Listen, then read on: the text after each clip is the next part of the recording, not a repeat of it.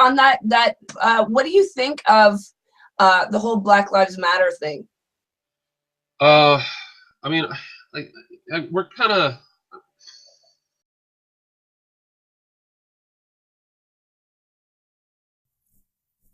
Now, on to those who say that they are our friends, only if we act the way they want us to act. Clinton's angry plantation master fit shows what I'm talking about, right? He said in that same speech that he loves the protesters. Of course he does, when the protests are aimed at Republicans. But what about those in our everyday lives or those online who aren't in power, yet have everything negative to say about protesters and various movements led by those who feel the sting of the societal whip daily? Yet these same people let whole systems of repression off the hook. Okay, because and I'm coming at it from having discussed this a lot with my husband, who is not white. He's he's from Puerto Rico. He's Hispanic, and so I was asking him when this whole Black Lives Matter thing first started coming up, and when they started doing their activism and everything, and I said, look, from your perspective, because I'm white, right? And I'd like to know, what your perspective is. And it's nice to actually have a husband who can give me that different perspective from a different culture, from a different, community that he grew up in, because he grew up in the Bronx in a predominantly Black, lower class area. And his response was actually quite interesting. He was like, I think that they're meaning well, but they're doing it fucking wrong. And he was saying you can't go around blaming people who didn't do anything for the atrocities of what happened in the past. And I agree. I might be white, but don't blame me for slavery. I wasn't there, So I came across a video where neoconservative internet hack and YouTuber Christina Hansen, known on YouTube as Woolybumble, was interviewed in a Hangout on another YouTube channel, The Skeptic Feminist, and she used the words of her husband, who incidentally is a person of color, and in that part of the conversation, his take on a political action at Dartmouth College is seen as counterproductive, as it scared white kids, and the point of Black Lives Matter's work is to berate white people into recognizing the racist past. Woolly Bumblebee goes on to speak with authority of a people that she does not know or understand, and she has no reason to, which is cool with me, but it is the lies that must be exposed, because this is what reactionaries and bourgeois liberals do to suppress the aims and the activities of those who truly suffer the ruling class's system directly. And one way reactionaries and bourgeois liberals do this is to misrepresent the aims of the working class and the marginalized. First of all, Black Lives Matter did not form to browbeat supposed well-meaning white people and innocent bystanders for imagined racism or racism of the past. No, Black Lives Matter takes to the streets because people of color are being murdered by the police in the current present day. Black Lives Matter sought to disrupt businesses as usual to force the attention on present day cases of police brutality, because they rightfully see these current cases as normalized legal lynchings of the modern day. And they seek to bring the notion that you cannot hide murder of a human being by criminalizing them and the entire community these victims of state terror come from. So, Woolly Bumblebee props up the voice of her Gusano husband, Mr. Bumblebee, also known as Joel Mendez, as the voice of authority, judging the activism of other people of color who identify present-day racism as a real thing to delegitimize their politics and at the same time take police brutality off the hook for the benefit of an already racist reactionary audience that she panders to for views, and of course those views mean Google pennies.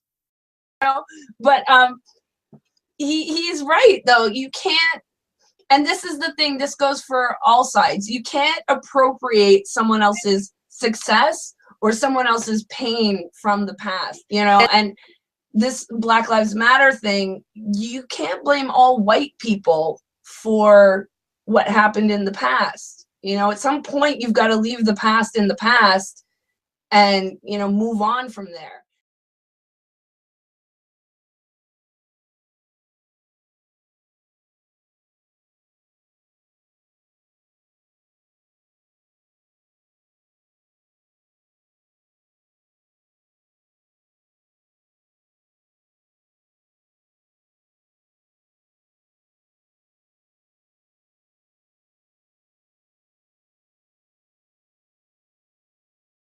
And when they stormed into, I think it was a library, a bunch of Black Lives Matter protesters stormed into the library and they started harassing and almost abusing some poor white girl who was just there studying. She hadn't done anything.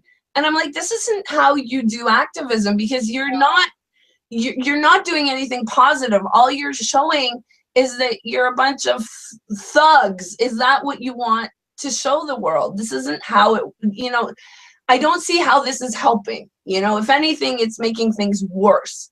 You know, and then you've got campuses calling for Black only dormitories and Black only this. So what, you're advocating for segregation now?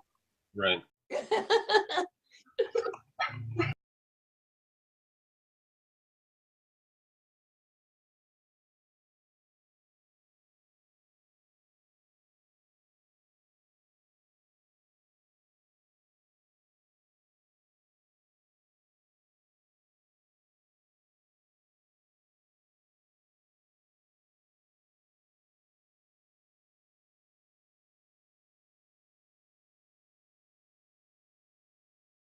So we have some random action that took place at Dartmouth College.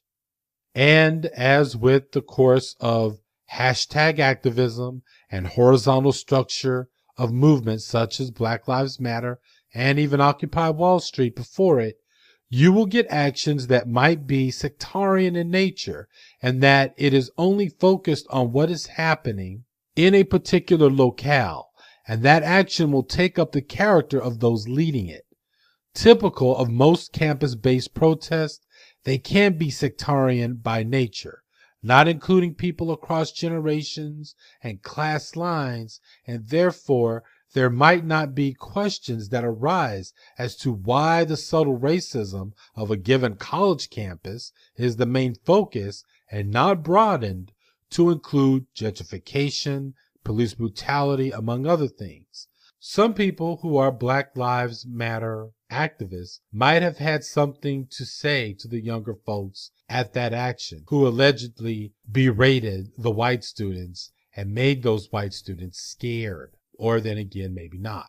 Either way, the real analysis, however, would have been called for rather than regurgitating a story that only the right-wing online rags covered. The issue here is that what they did, quote unquote, wrong, as framed by Mr. Mendez, is to be mean and intimidating in their execution of this protest towards some innocent students in a nice quiet library. And this sort of behavior exemplifies the overall work of what Black Lives Matter does. Good work, Christina, because all of that, of course, is a falsehood and it is a lie. That is not what Black Lives Matter was about. Both reactionaries and bourgeois liberals love to present the classic bad Indian versus good Indian when critiquing liberation movements. Just understand that when they do so, they are acting as the attack dogs for the ruling class, and that makes sense since they know which side their bread gets buttered on. I want to make one last note regarding the Bill Clinton footage and the Woolybumble footage, because they both did the same exact thing. In order to attack Black Lives Matter, they needed to attack the work that Black Lives Matter does, i.e., fighting against police brutality and raising consciousness of police brutality. And in order to do that, they had to basically criminalize their work. With Clinton's case, he made the work that we've seen from Black Lives Matter equal up to defending drug dealers and murderers. That's what he said. With Woolybumble, she basically just needed to use the word thug. We all know that that is a racist dog whistle. So understand that although I got a little heat earlier this month, I was accused of calling anyone who doesn't think like me, quote unquote, as right-wing reactionaries. Understand where that comes from. Here you have a Democratic centrist and some other one who's a label-less politico. You could see where they're both on the same page here. They both needed to bury a truth, and that is the police are racist and they are killing black people, and black lives don't matter to them. So I guess that tells us where Black lives stand with the likes of Christina Hansen. Stay tuned for the conclusion of Deepening Fault Lines, how our enemies disguise their true faces by painting us as either regressives and making up myths such as cultural Marxism. Thank you. This is the Garage Autonomist.